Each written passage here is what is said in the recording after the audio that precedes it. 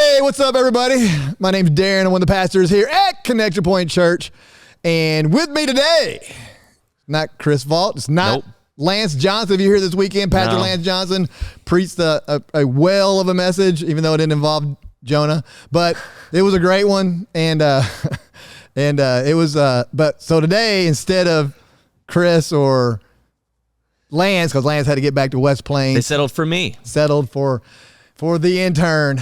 That's right. What's your name? Jared Brooks. You know him because his wife sings up here, Kayla. She's really wonderful. We put up with him. That's why you know me. That's why right. you know Absolutely. him. And he does host sometimes, and he has a cool man bun. So thank you, buddy. You bet. And so anyway, if you don't know, if this is new to you, if you've never watched a rap, in general, it's Pastor Chris and myself, and we review the past weekend's message, and we give a few minutes to extrapolate a little bit more about it, to dive into it, maybe touch some things that otherwise weren't highlighted if we didn't get a chance to pull it all out, because in our 3 worship experience setting, sometimes we just don't have enough time to get it all out there. And so we make this time to allow Pastor Chris the freedom and the liberty to say whatever is on his heart and mind. He's got to enjoy that opportunity, though, doesn't he? Because we got to get you all in and out. You know, we've got 3 services, and so there's so many times he wants to add something else, and he just doesn't get to. So he doesn't get to. Yeah, that's right. But anyhow, so this weekend, as I mentioned earlier, Pastor Lance Johnson, he's the lead pastor from Genesis Church down in West Plains, longtime friend of Pastor Chris and Miss Lisa. And I've known him for quite a while, worked with him a lot. Cool dude, really good dude. He had a really nice message. It was a little less, he was a little less Pentecostal than Chris was. Wasn't quite as loud, not as loud as I get sometimes when I'm up there, but he does not, Zach over there, the media folks loved him because he didn't move. He kind of stood basically one spot. And so, but it was really good, really well done. And we are, if you don't know this either, if you hadn't been following along, we are in the continuation of our meta series, Unashamed, which is tying into this entire year as we are diving into the book of Acts collectively throughout the year. And so we are now in that part of the narrative of Acts where Stephen is we learn who Stephen is and is one of the deacons, and then and then eventually we know he goes out and now he's a supercharged deacon, and he's a preaching deacon, as Chris said about Philip the week before. So he finds himself in a synagogue, because he was not of Hebrew descent, he went to the Greek-speaking synagogue, which was a little bit different than the temple. It was like the smaller version. And so other Greek speakers were there. And as he was there, he got into a conversation with some folks about the Messiah. And, of course, Jesus came up, and people didn't like it. Nope. And so they took him outside of town and did as they would do. Somebody was offended, so they brought him before the leadership of the council of the leadership outside the gate, and they put him to trial. And so he gave this killer, one of my favorite collection of words in the entire Bible, when Stephen looks at them as he's being accused of being a blasphemer. And he is, in his defense, he literally just reiterates the entire history of the Hebrew people. And then when he ends it, he looks at him and says, "You stiff-necked, you're stiff-necked like your fathers." I love that.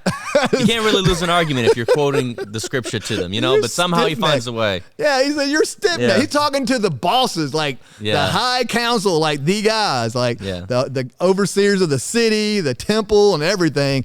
And he says, "You're stiff-necked like your fathers." But I love that we don't hear a lot about Stephen. Really, he's just a guy, a preaching deacon, as you put it. But he's just a guy, and it shows how anybody can be on fire for Jesus and have the confidence to stand up. Speaking of standing up, Lance wanted a chair, and I thought he was going to sit still, and so your media team would love him even more. We would. But he did not sit in the chair. The chair was just used as an analogy to talk about sitting versus standing, really, which is what we're going to jump into. Yeah, exactly. So for those who, it's funny, I wrote a piece a few years ago. For those who don't know, I periodically write shares on social media. If you don't follow me, don't care, but you can watch it. If you want to read my stuff, you can follow me on social media. But I did write, because there's a lot of expressions we say a lot around church that people really don't know, right? We just kind of throw them out there. Yeah. And I don't know how many times I mentioned this to Chris a few years ago. That's what prompted me to, because he used to say it a lot. And God's still sitting. You know, he would say God's still sitting on his throne, or Jesus is sitting on the throne. Yeah. It's like sitting. And I'm like, we never explained to them, anybody, why. People probably question, why does Jesus sit at the right hand of the Father? And it's simple, really. Whenever you study into the understanding of the priestly system, because Jesus is the ultimate high priest, the Melchizedek order. We don't have time to go into that, but we'll get there one day. Another wrap up, yeah. It's another, yeah. And we'll get to Hebrews one day, then we'll get to Melchizedek. Yeah. We got to pop back into Genesis, and that's where it's at. But anyhow, so Melchizedek's this high order, the priestly system, and Jesus is called the high priest of that of that high order of the priestly system of the Jews, the Melchizedek order of the Jews. And so he is the high priest, and the picture that we have of the priest system is this. They always kind of reminds me of the only analogy I could ever use for people to really explain it is the fire department. And if you go by the fire department, they swing in massive shifts. They're not there for like 6 hours, 8 hours, 12 hours. They're there for 24 days at a time, a weekend at a time. And that's the way the Jewish priest system worked. You were in there for a month at a time, or sometimes more than that, right? And so you were away from your family. They all had family. They all had wives and children. And they were away for months at a time. And then while they were there, they didn't just do nothing. Just like whenever you go by the fire department, they're always working. They're always working on their trucks, their hoses, the lines. They're always cleaning up different things and going through the whole station, always getting ready for when something happens. And that's kind of what the priest would do. The priest would be continually working within the temple, keeping it in order, preparing for sacrifices and for the monthly orders that would happen with the Passovers and all the different festivals. So it was a constant keeping the wicks lit and the oil filled, and just going around like constantly doing. And 24 hours a day there was somebody constantly motion. So constant motion is the picture that they knew that when you thought of the priest, would have. But what's the image we have of Jesus? He sits. Why? Because he has finished the work. And so he now rests and sits at the right hand of the Father. But as you're going to allude to, Stephen had a different picture. He saw Jesus sitting. The high priest had indeed finished his work. He was done. The work of the temple priest was done, right? But whenever Stephen looked up as he was in his waning, dying moments, because he was found as a heretic by the people there, wrongly, and so he was stoned, and that's a terrible picture I won't get into, right. But and he looked up, and in his dying moments, he saw Jesus standing. Right. And I love what Lance alluded to in his sermon. He talked about how that word, seeing him stood up, Stephen sees Jesus standing up. He sees him standing at attention. And what I love about this is that, funny enough, Jesus being God, whatever seat he is in, he has the best seat in the house, right? He has a front row seat. And so he can see Stephen's situation as he sits there. But when he stands, what I think he might be doing is that he is showing Stephen that he is paying attention, that he is giving him his focus, that he has his back. And so Jesus didn't have to stand to get a better seat, to see over somebody in front of him. I think that the standing might have been one of the things that it might have been was for Stephen, to show Stephen, I am here, you stand for me, and so I'll stand for you. And so I love that piece, that I saw him standing. And another thing that I think that is interesting is that it says that Stephen was filled with the Spirit, doesn't it? And so in this way, he is such in line with Jesus, such in tune with the Spirit, that this is what allows him to see Jesus, because he says, look, I see the Son of Man standing at the right hand of God. And you can only imagine they didn't see this. If they saw this, I assume that they would probably stop. They might second guess themselves and say, okay, maybe we got this wrong. And so, the people that are around us, right, that might be persecuting us, or the situations that we might find ourselves in, from that vantage point, from their perspective, they might not see the God that we serve. They might not see God standing for us in the way that we can see. And so when you are in those difficult times and those difficult seasons, and people can't understand why you lean on a God that they can't see, trust that being in tune with His Spirit allows you to see Him in a way that others just can't. No, that's really good. And so what is this, where and how does this point us towards the idea of what the message series is about, Unashamed? And if you think back, even before the stoning, before he saw Jesus standing, did I say Stephen? Jesus standing. The Stephen had this. He was so full of the Spirit, even prior to that. He was full of the Spirit the moment he come to know Christ. He was so full of the Spirit and so in tune with what God wanted. He was completely unashamed at all. He so much so that he was unashamed and had no fear, because he knew the outcome of what he was. He knew what was happening. He had to be filled. You had to, because he knew what was coming. He knew he knew the practices of the Sanhedrin and the practicing leaders of the Jewish community. He knew his charge was blasphemy. He knew he was being brought before the people and before the judges for that very thing, and he was being accused by some very prominent people within the Jewish community, and he knew that, but yet he stood there in the face of them all and did nothing more than literally tell everybody the truth about who Jesus was. And he did so in a way which I love. He used their own history, and what I was alluding to earlier. He used their own story. He used their history. He used the culture. He used and in actuality, he used the scriptures, or their Bible, their scriptures, to show them who Jesus was. And it cost him his life. No, go ahead. It's difficult when you read these situations. Right. You're tempted to make doctrine out of certain points that you might read in Scripture, and it's tempting, isn't it? But I like to think that if you're looking at Stephen, you're seeing the bad, right? You're seeing the horribleness. You're seeing this life being ended. But from Stephen's vantage point, I wonder how seamless that transition was from death to new life. And so it just gives me hope that God is working when all we see is death, all we see is destruction, all we see is darkness. That from the individual's perspective, those who know God and are close to Him, that transition from darkness to light, I think, can be a lot more seamless than we make it out to be. It's easy from this side of death, we'll say, right, eternity, to see how terrifying that is. But it's nice to trust. And when I say it's difficult to make doctrine, I say that to say that we shouldn't go around saying that, moments before you die, you'll see Jesus face to face necessarily, but it brings, I think, hope that when we don't see Him working, He can still work in ways that we don't expect. And so for me, it's a story of hope in that sense as well. And not to mention, it also goes a long way to show the character of who Stephen was. Not only was he bold and unashamed, but then even in the moments leading up to his death, I mean, his last words were what? Like, forgive them. Like, literally, he mimicked Christ as he was dying. The perfect Christian.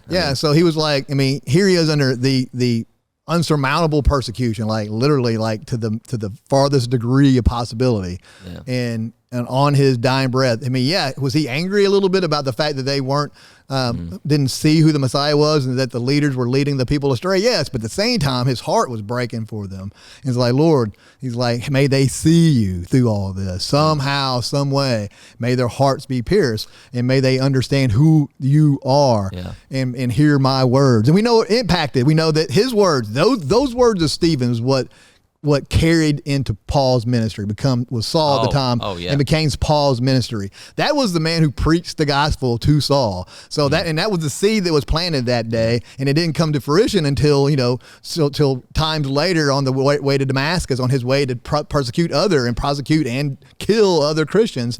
But that was when Jesus came and showed Himself to Saul, now Paul.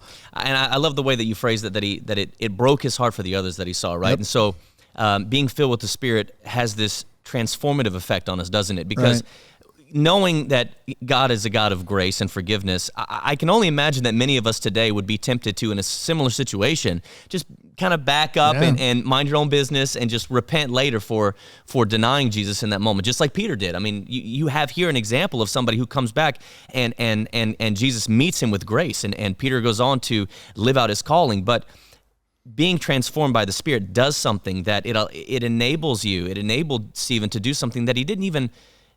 You have to think he didn't even have to do. No, but he he's didn't. so broken for them. It takes him beyond himself, and it allows him to focus on, I need to affect others with this good news. That if I don't affect others with this good news, it's not being selfish with it. It just isn't going to cut it. And so it takes us beyond even caring about our own life, as you put it. He saw what was coming. He saw what they were threatening him with, and so it's powerful, the transforming work that the Spirit does.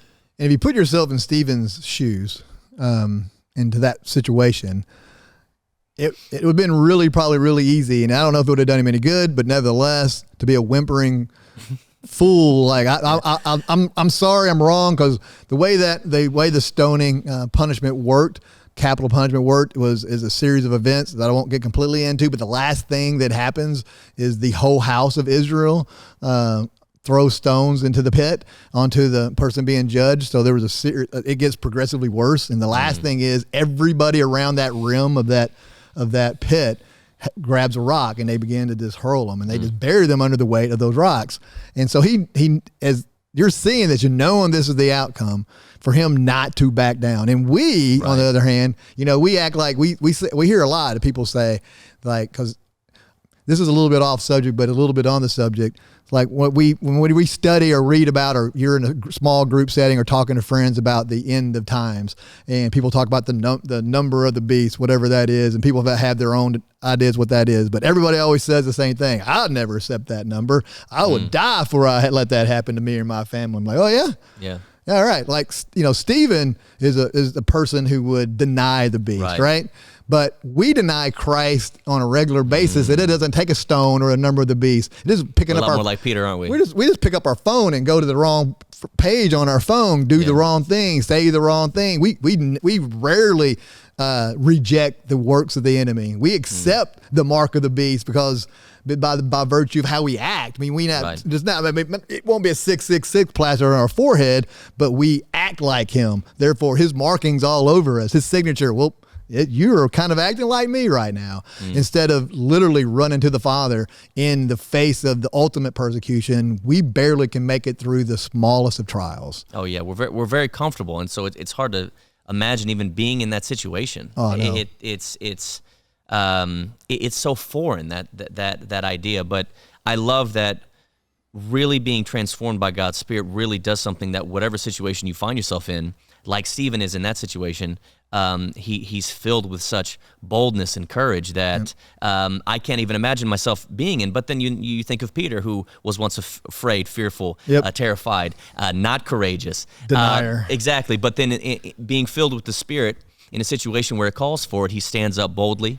And so, it makes me think, if you ask Stephen a few weeks before the event, do you think that you would be bold in this moment? I wonder if Stephen would even say, no, surely not. I think I'd probably back down. And so if you're listening to this and you read the story of Stephen and you think to yourself, I couldn't do that, you might not be so unlike Stephen potentially. And so that's the power that God has on lives if you really draw close to him and stand unashamed. No doubt. So if you had to wrap up, of course, I'm allowing you to do this. Oh, I'm a nice guy. So if you had to wrap up his message towards the end there, Pastor Lance, Unashamed, on his teaching about Stephen, how would you wrap it up? How would you put it a nice little bow on top and say this was the essence? I think the story of Stephen encourages us not to settle for a mundane Christian life. Mm-hmm. I think it teaches us to not just go through life having the Christian tag, but realizing that there's something that we can value beyond our comfort, our safety. And when we really get a grasp of that, that it's closeness to God, that's when we can finally start living. I think that's the irony, isn't it? Is that it's Jesus, when he says, if you seek to save your life, you lose it. And I think that we see that in the story of Stephen. Correct. Amen. Well, we're going to wrap up the wrap with that. He did a really good job tying that all together. Good job, Jared. I appreciate you. We'll bring you back one other time, sometime later, and just one more. That's it. And no, I'm kidding. Thanks for being out here. But hey, a couple things. Next Sunday, this coming Sunday, so you're seeing this in the middle of the week. So next Sunday, this coming Sunday is the 21st. It's Baptism Sunday here in Jackson at Connection Point Church. It's going to be awesome. I want to warn you all right now. We have a lot of baptisms. Specifically, you guys in second worship experience. There's a bunch in third, and there's several. We don't know the totality of them all. We still have 4 days of registrations to go, and so they could grow more. But right now, you guys need to know we are starting those baptisms at the very beginning of the second song. So as soon as that countdown's over and the worship team stands up here, you have like 5 to 6 minutes. So if you're in a cafe, if you're running late, just know we are starting right at the second song, because we are going to have that time, because there are so many. We're so thankful. And this is, if you aren't registered yet for Baptism Sunday, hey man, go ahead and swamp us some more. Room. We got room. We'll fill you in. This is not a warning of we don't have room. Right. This is a warning if you want to see it all, you need to get here a little bit early, because we're going to have a lot of them. We want, if it's time for you to make that first time declaration, that first time next step with the Lord, you want to be baptized, hey, simply go to yourcpc.church/events and register there. Or hey, maybe you want to get rededicated. Maybe the Lord has done some things in your life and you feel that Lord impressing upon you that you really need to rededicate your life, and you want to show the world that commitment to Him, and you will also want to go to yourcpc.church/events to register as well. We have everything here, so if you make your mind up while you're sitting here, we got everything you need. Also on the 21st, we'll be out at Boulder County. We'll be having our next, it's kind of an information setting. We call it a connection night, but we'll be out there. So be sure to register for that as well, or show up at 6 o'clock 6 p.m. at our Boco campus. It's about 2.2 miles down past Harps, down on the left. Can't miss it. I can't give you the exact address because it doesn't work. You guys and your addresses. But we love you guys. We'll see you all next week. Patrick Cruz will be here next week, so don't worry. You won't see us together again for a long time. Bye. See y'all. Bye. Get out.